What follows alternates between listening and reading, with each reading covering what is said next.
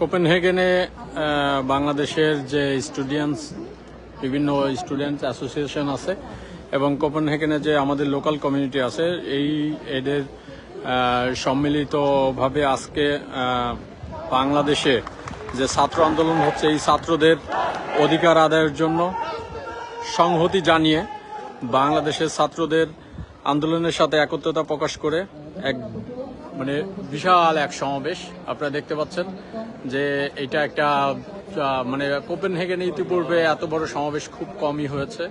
আমার দেখা এটা সবচেয়ে বড় সমাবেশ, দলমত নির্বিশেষে বাংলাদেশের ছাত্রদের আন্দোলনের সংহতি জানিয়ে শেখ হাসিনার প্রতি ঘৃণা এবং শেখ হাসিনা সরকারের লেলিয়ে দেওয়া গুন্ডা বাহিনীর প্রতি যে ঘৃণা, এই ঘৃণাকে লেলিয়ে ঘৃণাকে আমরা ঘৃণা ভরে প্রত্যাখ্যান করছি।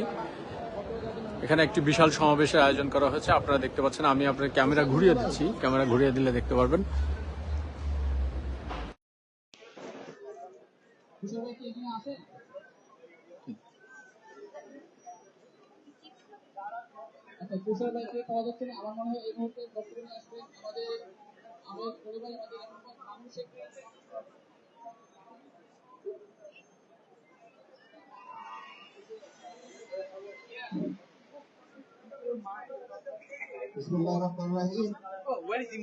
আজকের এই সমাবেশে আপনারা যারা উপস্থিত হয়েছেন আপনাদের সাথে আমি একত্রতা প্রকাশ করছি এবং আমি খুব সংক্ষিপ্ত ভাবে একটা কথা বলতে চাই। আমি 2008 সালে ডেনমার্কে এসেছিলাম। ওই সময়টাও আমরা বৈষম্যের শিকার হয়েছিলাম। আমরা বুঝতে পেরেছিলাম যে আমরা যারা দেশে লেখাপড়া করি, দেশকে যারা এগিয়ে নিতে চাই, মেধার পরিচয় যেখানে রাখতে চাই, এই ইন্ডিয়ার তাবেদার বদমাশ এদের হাতে দেশ কখনো নিরাপদ না। আমরা বুঝতে পারি। আমার মতো হাজার হাজার ছেলে মেয়ে দেশ ছেড়ে বিদেশে বাড়ি জমিয়েছিল। আজকে যারা আপনারা ডেনমার্কে এসেছেন স্টুডেন্ট হিসেবে, আমি বলতে চাই আপনারা আছেন এই ধরনের অপরাধের শিকার হয়ে আপনারা ডেনমার্কে এসেছেন। বন্ধুরা, আজকে আমি বর্তমান সরকারকে খুব সিরিয়াস ভাবে বলতে চাই, আপনারা যেভাবে নিরীহ ছাত্রদের উপর গুলি চালিয়েছেন, প্রত্যেকটা গুলির জবাব বাংলার ছাত্র সমাজ দিবে আপনাদের কাছ থেকে। প্রত্যেকটা খুনের বিচার আগামী 1 সপ্তাহের মধ্যে যদি না হয়, দেশে বিদেশে সর্বক্ষেত্রে আমরা এই বাঙালি এই নতুন প্রজন্মকে সাথে নিয়ে আপনাদের বিরুদ্ধে দুর্বার আন্দোলন করে তুলব। বিদেশে আপনাদের যতগুলি দূতাবাস আছে সবকিছু ঘেরাও করব। আজকে যাদের রক্ত দিয়েছে তারা আমার ভাই, তারা বাংলার সন্তান, তারা দেশকে এগিয়ে নিতে চায়, আর আপনারা দেশকে পিছনের দিকে নিয়ে যেতে চান। কারণ এটা আপনাদের একটা বন্দী। বারবার দেশের মেধাবী ছেলে মেয়েদেরকে আপনারা আমাদের দেশের যোগ্য স্থানে যোগ্যভাবে কাজ করার সুবিধা দিচ্ছেন না। তাই বলতে চাই, আগামী 1 সপ্তাহের মধ্যে যদি এই খুনের বিচার বাংলার মাটিতে না হয়, আমরা বাংলাদেশ দূতাবাসে ঘেরাও করব। আমাদের হৃদয়ের দাবি, আমরা দেশকে ভালোবাসি। লক্ষ লক্ষ কোটি টাকা আমরা প্রতি মাসে রেমিটেন্স পাঠাই দেশকে ডেভেলপ করার জন্য। আরে চলে না, এই বদমাশরা দেশের মানুষের উপর জুলুম চালাচ্ছে। এই জুলুমের শেষ কথাই আমরা দেখতে চাই। বন্ধুরা, আপনারা ঐক্যবদ্ধ থাকবেন।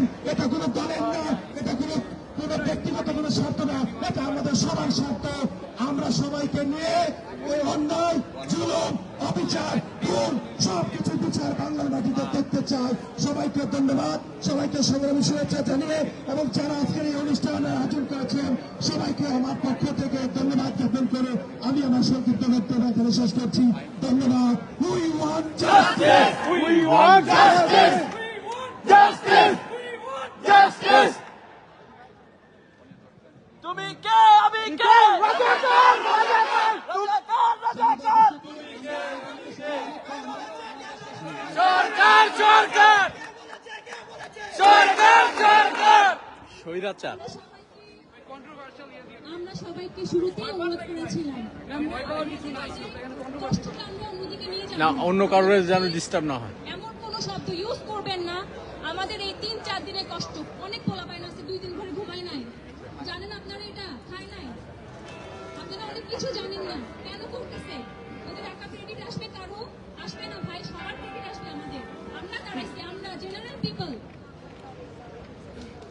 ঠিক কি না? কেউ আমরা কোনো ধরনের কন্ট্রোভার্সিয়াল শব্দ ইউজ না করি। আমরা ভাইয়া যেভাবে বললো, আমরা এখন শান্তভাবে প্রোটেস্ট করছি। যদি লাগে আমরা আরো কর্মসূচি দিব, বাট আজকে না। আপনারা কি একমত? প্লিজ আমরা সবাই একটু বুঝে শুনে আমাদের পদক্ষেপটা নিই। আমরা অনেক অনেক বেশি ক্ষমা প্রার্থী আপনাদের কাছে, আপনাদেরকে অনেক কিছু আমরা বলতে দিচ্ছি না, কিন্তু যাদেরকে আমরা বলতে দিচ্ছি না, এটা লিমিটেড কিছু ওয়ার্ডের কারণে আমরা আমাদের পুরো প্রোগ্রামটাকে প্রশ্নবিদ্ধ করতে পারি কি না? ব্যাস ভাইয়া, আপনাদের সবার কাছে আমার রিকোয়েস্ট, কেউ আমাদেরকে এটার জন্য নেগেটিভ ভাবে নেবেন না। আমরা আবার বারবার হাজারবার আপনাদের কাছে ক্ষমা চাচ্ছি। আপনাদের অনেক কথা আপনারা বলতে পারছেন না, এটার জন্য আমরা খুবই দুঃখিত। কিন্তু আমাদের এজেন্ডা একটাই, কি একটা? We want justice. ধন্যবাদ আপনাকে। এই মুহূর্তে আমাদের সঙ্গে বক্তব্য নিয়ে আসবেন মশিউর রহমান সোহেল ভাই। আমি সবাইকে অনুরোধ করছি আপুর মতো করে যে আমরা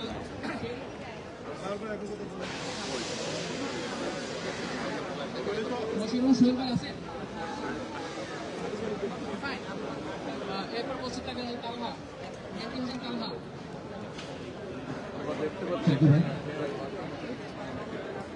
প্রথমে আমি ধন্যবাদ দিতে চাই আজকে যারা এই সুন্দর ডেমনস্ট্রেশন আয়োজন করেছেন তাদেরকে। তো আজকে আমরা এখানে যে দাঁড়িয়েছি, এই জন্য দাঁড়িয়েছি, আপনি দেখেন বাংলাদেশের লাস্ট আপনি 20 বছর ধরে যদি দেখেন এক একটা সিস্টেম, পঞ্চম শ্রেণীর সমাপনী পরীক্ষার কোশ্চেন আউট হচ্ছে কন্টিনিউয়াস। তাহলে এবার আপনি বুঝেন বিসিএস এর কোশ্চেন কিভাবে আউট হচ্ছে। সেই দেশে যদি 56% কোঠা থাকে, তাইলে মেধাবীদের অবস্থা কি? তারা চাকরি কিভাবে পাবে? আপনি গভর্নমেন্টের সিস্টেম খারাপ, গভর্নমেন্ট সেই সিস্টেমটা কোনোভাবে ঠিক করতে পারতেছে না। তার উপরে ছাত্ররা যখন একটা ন্যায্য দাবি নিয়ে আন্দোলনে নামছে, সেই ছাত্রদেরকে এখন পর্যন্ত মনে হয় প্রায় 15 জনের মতো মারা গেছে। কত সিম্পল একটা ব্যাপার। গভর্নমেন্ট যারা আছে, পলিসি মেকার যারা আছে, তারা যদি মনে করতো যে না, আমরা এটা তাদের সাথে বসে একটা সুন্দর সমাধান করি, আমাদের পিএমও পারতো এটা করতে, কিন্তু এটা না কইরা ওনারা গেল কি ডাইরেক্ট মার। একটা সিদ্ধান্ত, ওনার একটা কথায় 15 জন স্টুডেন্ট এখন পর্যন্ত লাগে।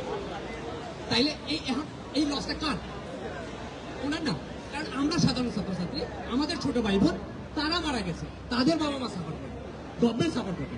তো আমাদের যেটা দাবি থাকবে যে আমরা আমাদের দাবি আদায় না পর্যন্ত আমরা বিদেশে থাকি আর যেখানেই থাকি, এখান থেকে হইলো আমরা আমাদের মানসিক সাপোর্ট এবং ফাইন্যান্সিয়াল সাপোর্ট এবং ডেমনস্ট্রেশনের সাপোর্ট আমরা কন্টিনিউ করবো। এটাই আমি আর কথা বলবো। থ্যাংক ইউ ভাই।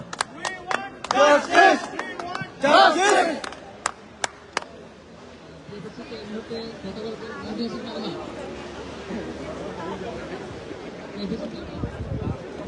এখানে কিন্তু নির্দিষ্ট কোনো দলের ছাত্রবৃন্দ না, এখানে সবাই প্রথমেই ধন্যবাদ পুরো বাংলাদেশের জানাচ্ছি প্রতিনিধি। উপস্থিত সমস্ত ছাত্রছাত্রী এবং ভাই বোনদেরকে অনেক অনেক ধন্যবাদ, আপনারা সবাই এসেছেন। তো সুপ্রিয় উপস্থিতি, আমি আপনাদের উদ্দেশ্যে দুইটা কথা বলতে চাই যে বাংলাদেশের কোটা আন্দোলন যে কতটা যৌক্তিক, এটার সব থেকে বড় প্রমাণ আমরা পাই যে দেশের সবচেয়ে মেধাবীরা যখন কোটা আন্দোলন নিয়ে আন্দোলন করছে, তখন আমাদের দেশের সরকার প্রধানের মতো মুখ থেকে যে সমস্ত বেফাস মন্তব্য আমরা শুনতে পাই, তো এইসব মন্তব্যকে যখন আমাদের দেশের তথাকথিত জ্ঞানী গুণীরা একটা রূপক কথা হিসাবে না ধরে তারা একটা ইস্যু বানিয়ে আমাদের গায়ে একটা ট্যাগ লাগিয়ে দেয়, এটাতেই কি প্রমাণ হয় না যে আমাদের দেশ কতটা মেধাশূন্য?